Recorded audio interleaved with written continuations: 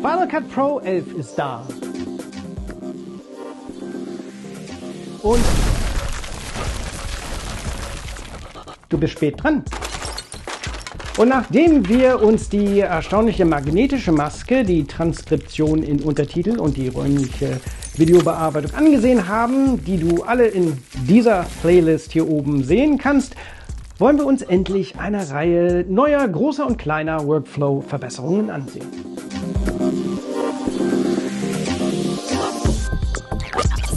Zu guter Letzt möchte ich noch auf die scheinbar kleinen Ergänzungen und Änderungen in Final Cut Pro 11 eingehen. Und davon gibt es nicht wenige. Die meisten davon zeigen meiner Meinung nach, dass Apple sehr auf Ideen und Wünsche eingeht. Bei einigen davon war euch vielleicht bis jetzt gar nicht bewusst, dass sie euch fehlen. Von Clips ausblenden, neue Tastaturkürzel, großartigen neuen Effekten und mehr. Lass uns eintauchen und ich würde mich freuen, eure Meinung in den Kommentaren zu hören.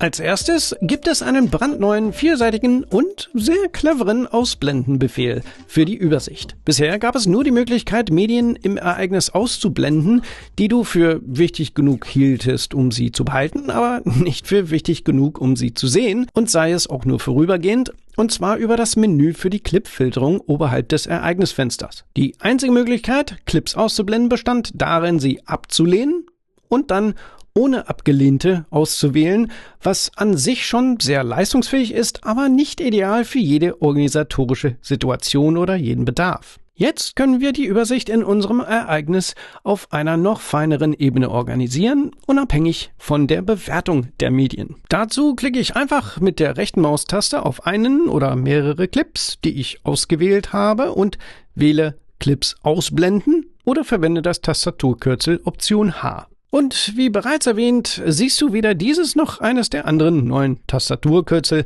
wenn du ein benutzerdefiniertes Tastaturlayout verwendest, falls es an deinem Ende nicht angezeigt wird. Damit werden die Clips ausgeblendet, egal wie ich das Ereignis filtere.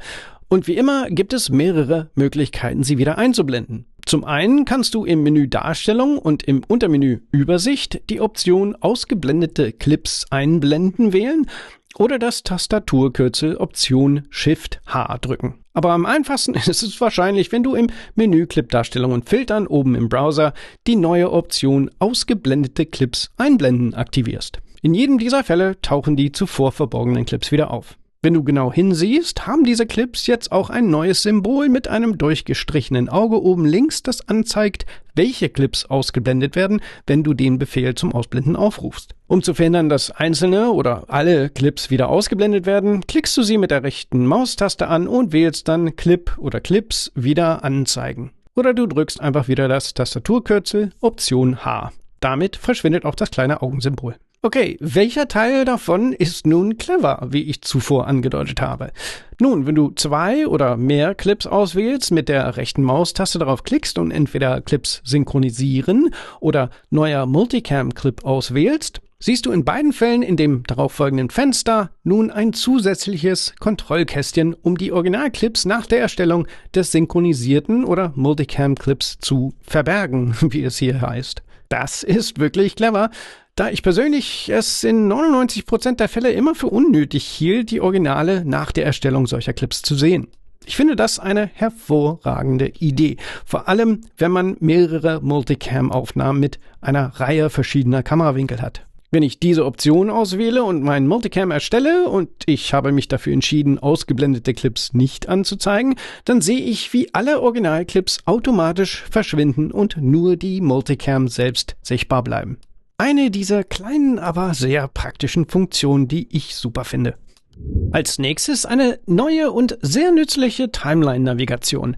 Auch hier werden diejenigen, die meine vorherigen Tutorials gesehen haben, wahrscheinlich bereits wissen, dass Apple vor einiger Zeit eine kleine, aber sehr nützliche Funktion hinzugefügt hat, mit der man einen Clip oder ein Medium in der Timeline auswählen und dann einfach die Command- und die Pfeiltasten nach links, rechts oder sogar die Pfeile nach oben und unten drücken kann. wodurch die Auswahl auf das nächstgelegene Medium springt, dem dieselbe Rolle zugewiesen ist. Wenn ich also beispielsweise einen Titel ausgewählt habe, kann ich durch Drücken der Command-Taste und der Pfeiltasten nach links und rechts nur durch die Titel in der Timeline navigieren. Dasselbe gilt natürlich auch für Audio. Obwohl diese Audioclips in dieser verbundenen Handlung nebeneinander liegen, werden durch Auswahl eines Clips mit der ihm zugewiesenen roten Rolle und Drücken der Command-Taste und der Pfeiltaste nach links und rechts die anderen Audioclips mit der braunen Rolle übersprungen. Das ist etwas, das ich vom ersten Tag an als äußerst nützlich empfunden habe und fast täglich benutze.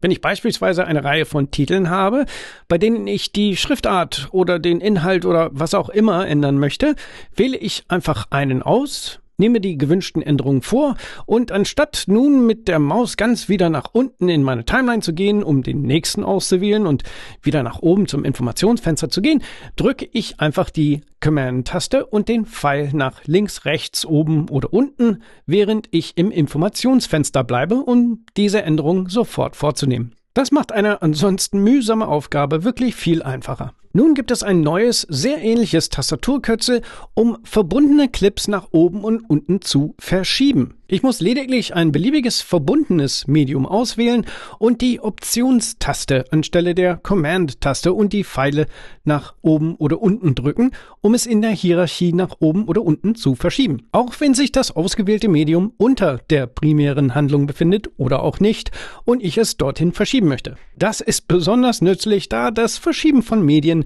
zwischen verbundenen Clips manchmal etwas widerspenstig sein kann.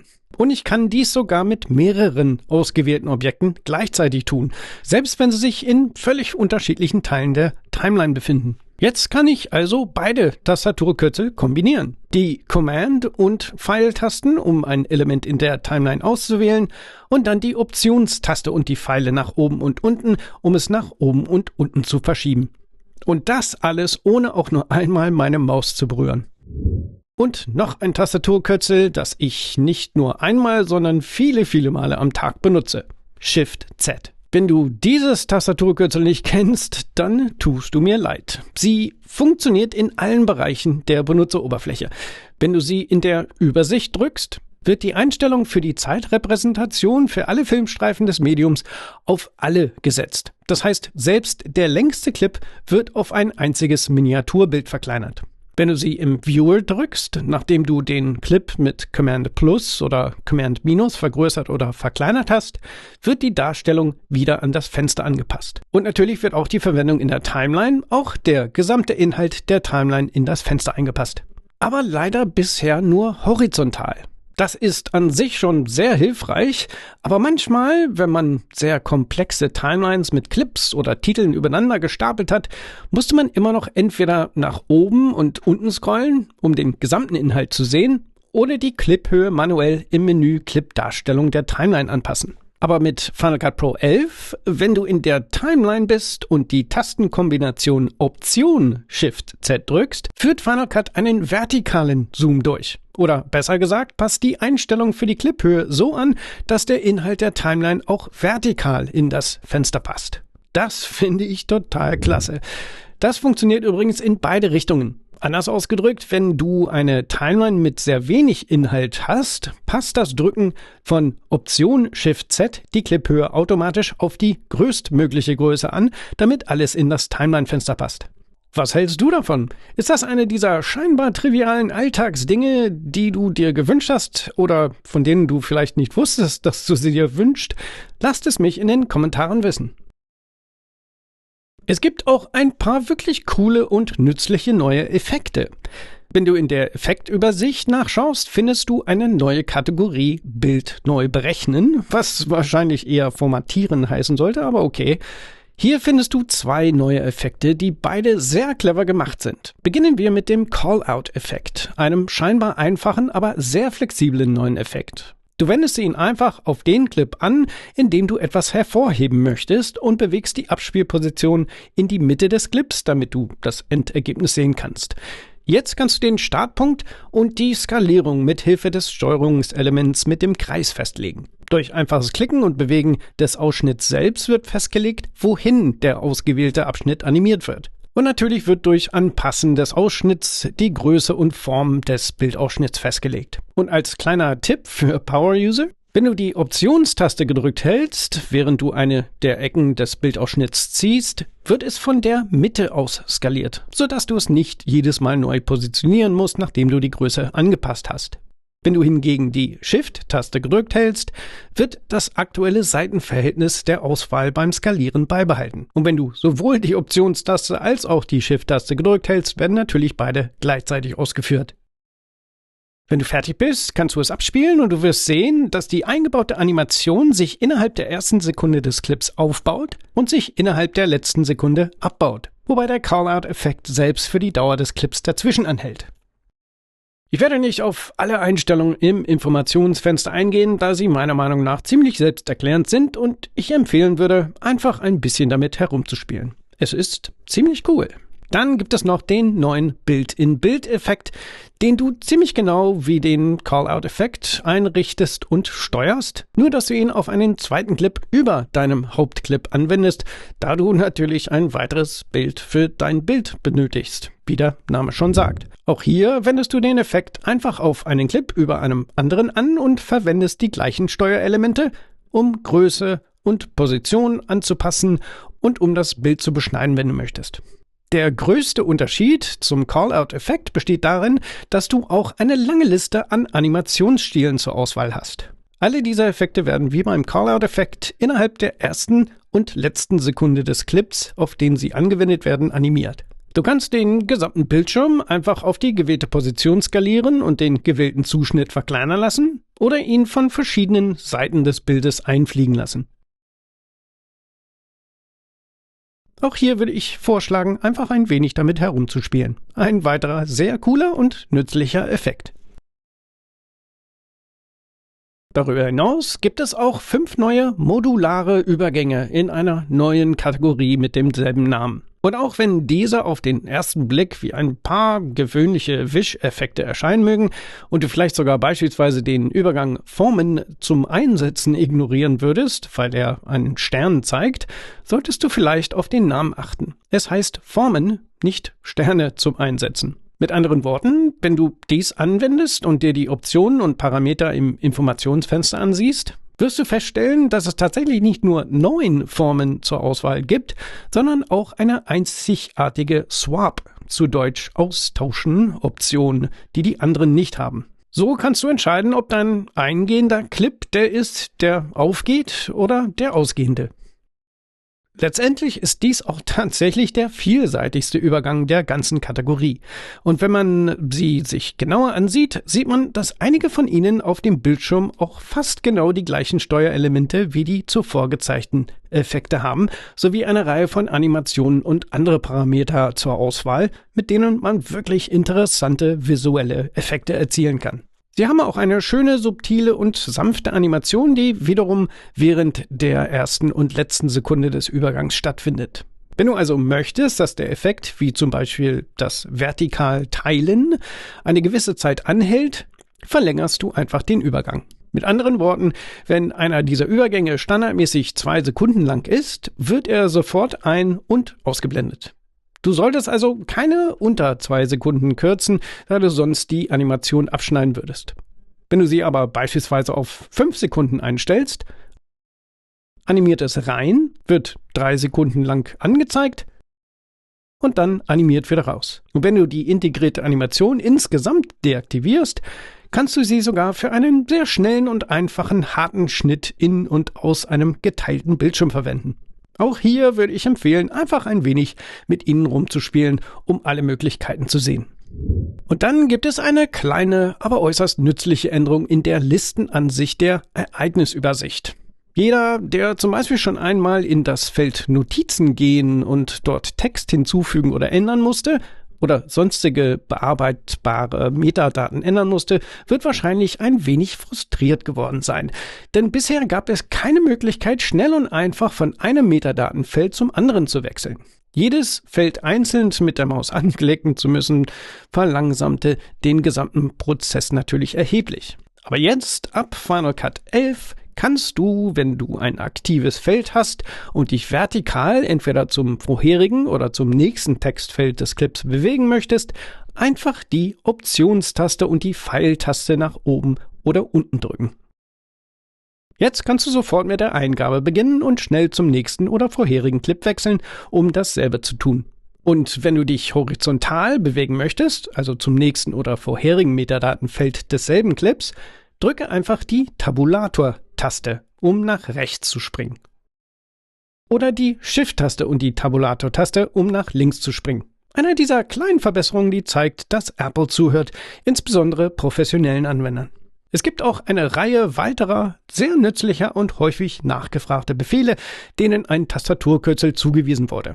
Zu diesen Befehlen gehören Inhalt für Motion zusammenlegen, Subrollen erweitern reduzieren, Timecode einsetzen, vorwärts-rückwärts mit halber Geschwindigkeit abspielen, Timeline-Clips umbenennen, Audiobahnen ausblenden, Horizont einblenden und andere. Und wenn du dich nicht mehr an das Tastaturkürzel für einen bestimmten Befehl erinnerst, kannst du einfach Option Command K drücken und im Befehle-Editor danach suchen. Weitere scheinbar kleine Verbesserungen, die meiner Meinung nach einen großen Unterschied in den Arbeitsabläufen einiger Leute machen werden.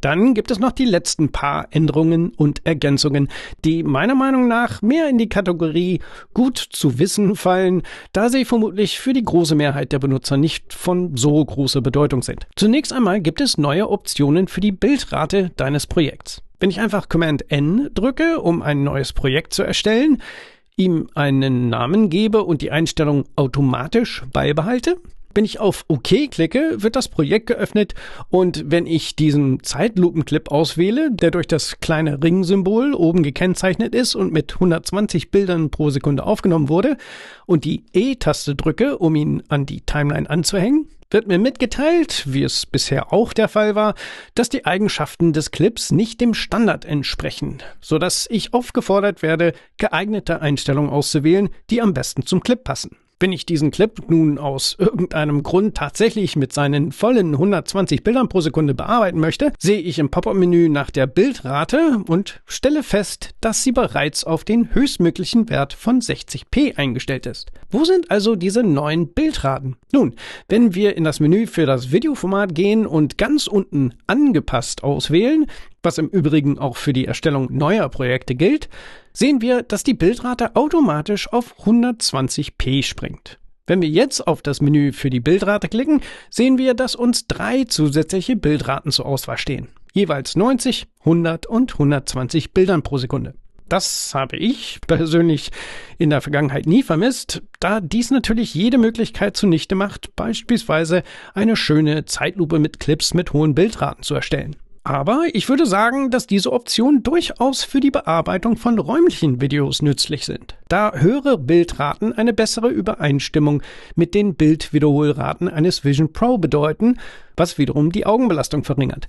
Besonders bei Titeln oder Grafiken, die du hinzufügst, da diese mit der vollen Bildrate gerendert werden. Nehmen wir zum Beispiel an, ich füge in dieser Timeline mit 120 Bilder pro Sekunde dieses räumliche Video mit 30 Bilder pro Sekunde hinzu und einen der Standard 3D-Titel, zum Beispiel wieder den Sturz 3D, darüber.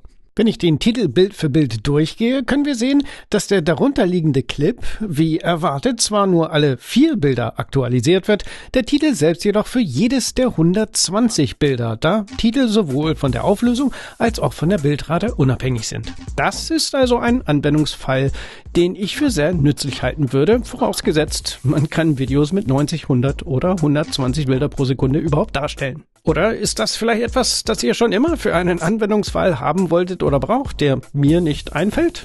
Dann lasst es mich unten in den Kommentaren wissen. Ich bin immer daran interessiert, mir unbekannte Arbeitsabläufe und Bearbeitungsanforderungen zu entdecken. Abschließend möchte ich nur noch erwähnen, dass Final Cut Pro 11 mit einem neuen Media Extension Framework in macOS Sequoia Unterstützung für Videodecoder und Formatleser von Drittanbietern bietet. Damit können Drittanbieter, wer auch immer das sein mag, ganz einfach Codec-Unterstützung für ihre proprietären Formate hinzufügen. Leider kann ich euch kein praktisches Beispiel zeigen, da zum Zeitpunkt der Erstellung dieses Videos noch niemand etwas veröffentlicht hat. Aber ich würde sagen, dass es für Drittanbieter wirklich keine Ausreden mehr gibt, die benötigte und fehlende Unterstützung nicht zu Final Cut hinzuzufügen. Wir werden es sehen. Das war also mein 4. Kapitel, in dem ich alles Neue in Final Cut Pro 11 abgedeckt habe. Welche Funktion oder Workflow-Verbesserung gefällt dir persönlich am besten? Ich würde mich freuen, von euch in den Kommentaren hier unten zu hören. Wenn ihr die anderen Kapitel noch nicht gesehen habt, könnt ihr euch das vorherige hier oder sogar die gesamte Playlist hier unten ansehen. So oder so, vielen Dank fürs Zuschauen und ich freue mich darauf, euch im nächsten Video zu sehen. Passt auf euch auf.